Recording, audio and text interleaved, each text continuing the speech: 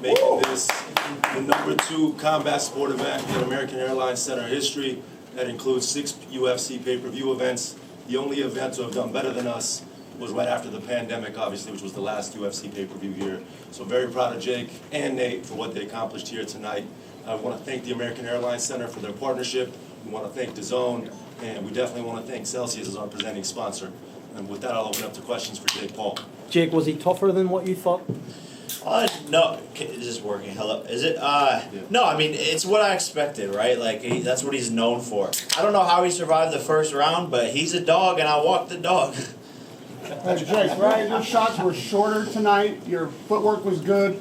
Later in the fight, you still had gas. What do you attribute the new look of Jake Paul to?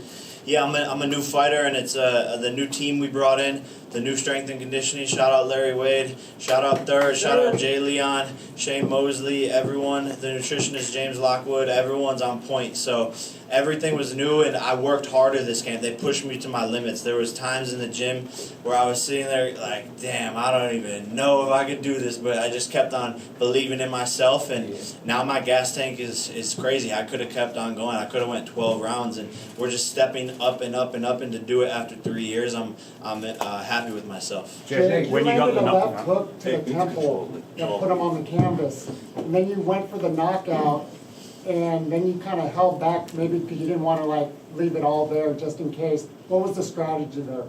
Yeah, look, my motor was running hot, and I was punching him hard and hard and hard, and he wasn't going down. He was standing there, and so I didn't want to burn out and then let him catch a wind and come back with something. So I was being patient, being smart, and was looking for the kill, but at the end of the day, he withstood a bunch of big punches. So Jake, Hey, guys. Michael will let you know who's talking. Right here. Go ahead. Jake, what's it like fighting someone who's that erratic? He walk around the ring, take little breaks, give you funny looks, show you different things. What was it like fighting a guy who's doing things like that? Well, it was fun, and I knew he was trying to take breaks, so I would pounce on him when he was doing that. And we were talking to each other the whole fight, man. He was saying words that I can't repeat here, but I was like, man, where's all that talk now? But gotcha, shut up, boom. So it was fun. When you're in there with another dog, like you can sense it, and it just makes the sport more fun. And this fight was probably the most memorable yet. Jack. Go ahead. Jack. Jake, congrats on the win.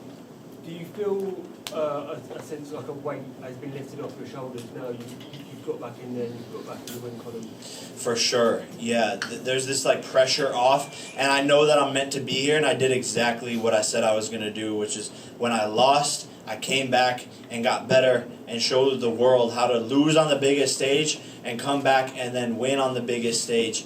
And it just goes to show for anyone out there that's losing, it may be a boxing match or maybe in life, take the L on the chin, get up the next day and get back. And Listen, don't stop. That split decision loss was the best thing that could have ever happened for Jake Paul. Because had he had won, nothing probably would have changed.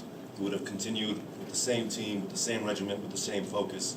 So in my mind, that loss has really resulted in him being a much more dangerous and much more high probability of becoming a world champion. You agree? Yeah, the loss seriously was the best thing. It set me on the path that I was supposed to be on, and you can't cut corners in this sport. And I was in the gym the day after the loss, flew back from the Middle East. I was in the gym every single day up until this fight because I knew I was going to get back and come back stronger. Chris.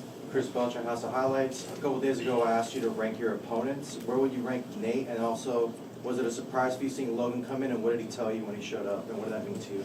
Man, it was just crazy that my brother was there. And when his energy entered into the locker room, everything felt perfect. And it just felt like this was going to be our night. And I was just having fun. And that was the missing ingredient, in my last fight. Now I'm having fun back on that side of things. And Nate was the toughest person I fought yet to date. So, for sure. Thank you. Fred, go ahead. Jake, what's one thing that you took from the Nate Diaz fight, which you thought you knew going into it, but then in the fight it surprised you?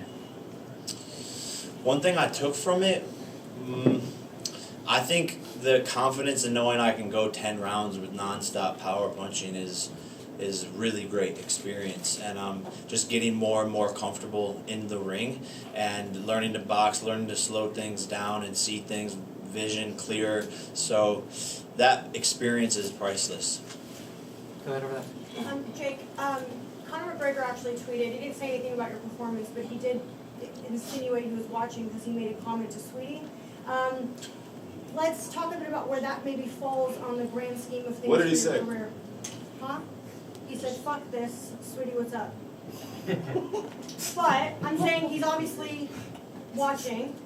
Where does that fall in the grand scheme of things in your career, having a fight against Conor McGregor? I don't care about that guy.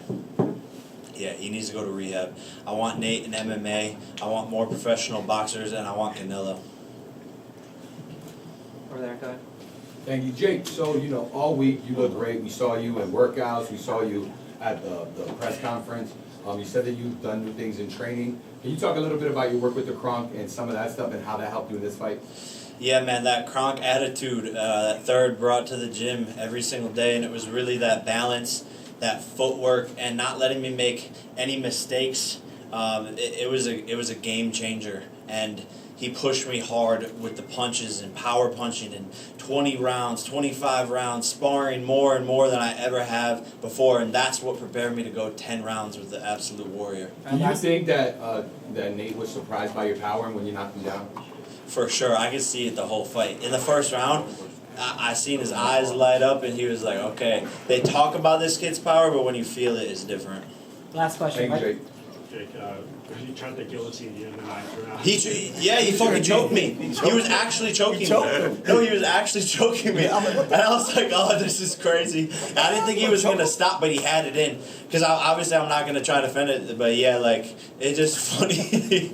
I was like, this is crazy. But yeah, man, like, that's why I want to do it back in MMA. It's fun, man. I'm with all the shit. You have a taste of a squeeze now, right? So if you do get it. Yeah, but like if I'm ready for it, I would have dropped. If it was an MMA, I would have dropped to a double leg, picked him up, and dropped him on his head. Thank you, everybody. Thank we you, guys. appreciate all the support. We appreciate the meeting.